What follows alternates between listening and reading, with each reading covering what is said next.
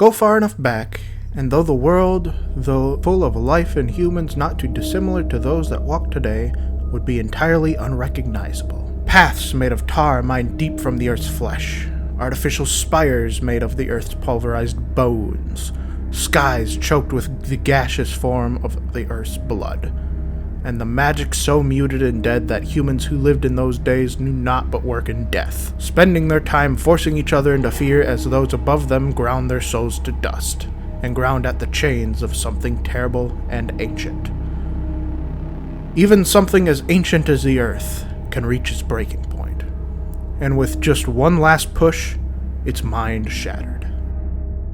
When the great dark awoke, those that lived in those days felt it in their souls. When the earth thrashed, they watched as their paths and spires crumbled and released horrid beasts not seen since before creation. When the earth screamed, they watched as the sky shattered in such a way marked impossible by their science.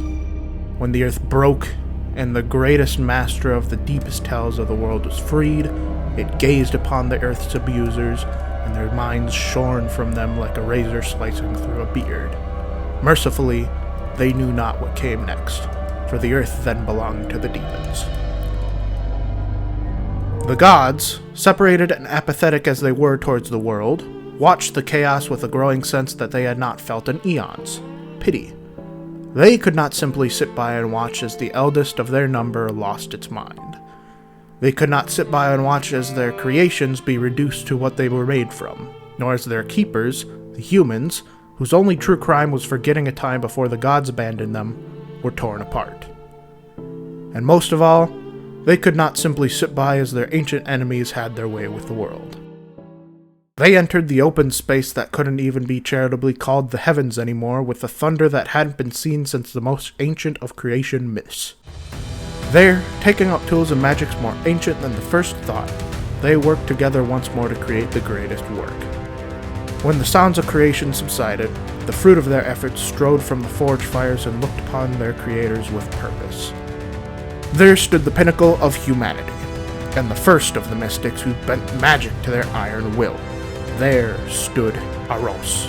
They were given the greatest of the gods' works of metal and magic, a sword so legendary its existence echoed through the myths of every culture across the old world. A shield so durable, no demon could even diminish its polish with the strongest blow.